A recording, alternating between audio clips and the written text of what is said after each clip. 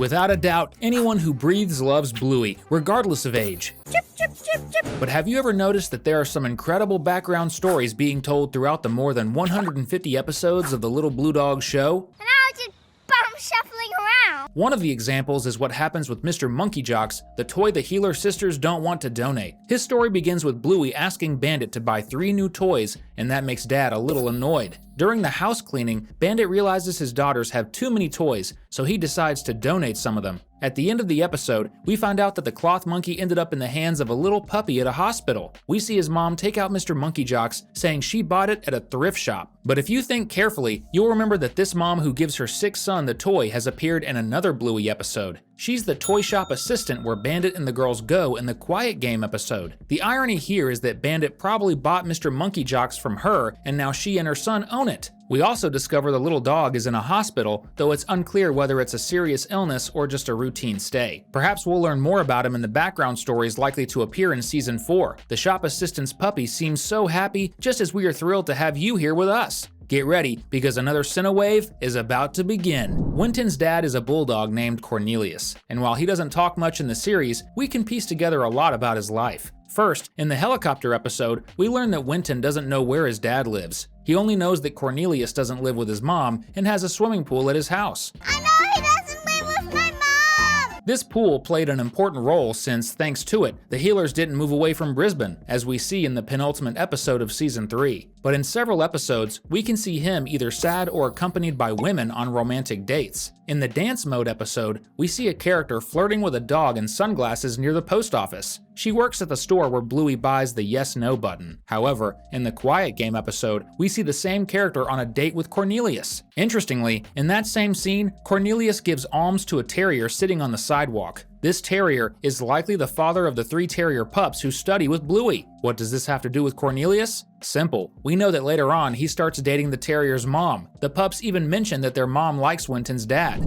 Have you noticed that Dorene, the Healer family's neighbor, is actually a widow who lives alone? In the episode where she has a yard sale, we discovered that the cart the Healer pups are playing with once belonged to a dog named Lynn, who was likely her husband. Lynn no longer uses the cart because he's no longer alive. The cart helped him move around since he was probably very old and had trouble walking. We know Lynn likely isn't around anymore because besides never being seen, Dorene is always alone, suggesting she's a widow. In the bin night episode, we see her carrying a heavy trash bin by herself, showing she needs some help with some tasks around the house. Maybe we can find her a companion, perhaps another senior widower like Grandpa Mort. What do you think? They could make a great couple. At the start of the Easter episode, the Healer sisters talk to their parents about the possibility of the Easter Bunny forgetting them again, as it happened the previous year. This hints that during the previous Easter, the sisters didn't get any chocolate eggs. During the conversation, Bandit says he received a letter from the bunny explaining he didn't forget them, but was delayed because of family issues. Bandit and Chili don't seem like the kind of parents who wouldn't get Easter eggs for their kids, right? This means something must have prevented them from doing so. This could imply the Healer family faced financial difficulties that year, making it impossible for Bandit and Chili to buy chocolate eggs for their pups. Since they didn't want to burden the kids with this problem,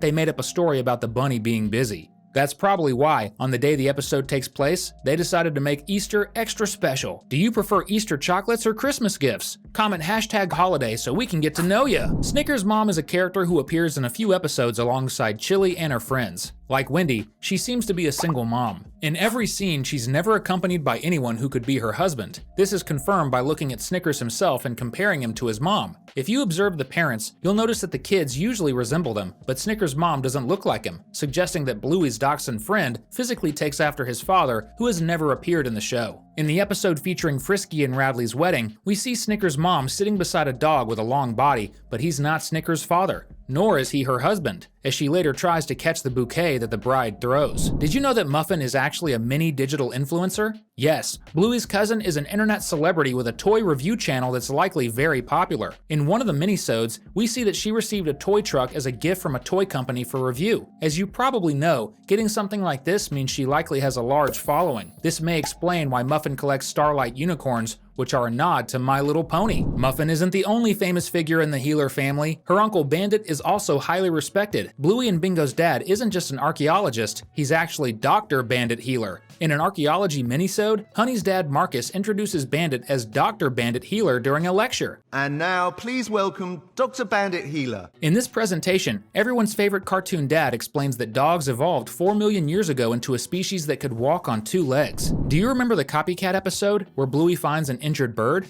One of Bandit's lines in this story offers intriguing insight into the world of Bluey. In the vet scene, Bandit says the bird was probably attacked by a cat. But here's the question, have you ever seen a cat in Bluey's world? This leaves us with 2 possibilities. Either there are cats and dogs that are just animals, or cats never evolved like dogs did. If it's the latter, they probably stay hidden to avoid being found, as no cat has ever been seen in the Healer neighborhood. Regardless, Bandit's line confirms that there are ordinary felines living near Bluey's home. In the same minisode, we see a dog holding a cat at caught. Remember Buddy, Bingo's funny friend who always picks his nose? He has a hilarious background story in the episode about Bluey's sister's birthday party. If you focus on Buddy instead of the main characters, you'll notice he's on a secret mission. Buddy is determined to eat the yogurt chili left on the kitchen counter. To achieve this, he grabs a ladder, climbs to the counter, sticks his whole hand into the yogurt tub, and runs off to lick it. He does this at least 5 times before Chili finally puts the yogurt away without realizing what happened.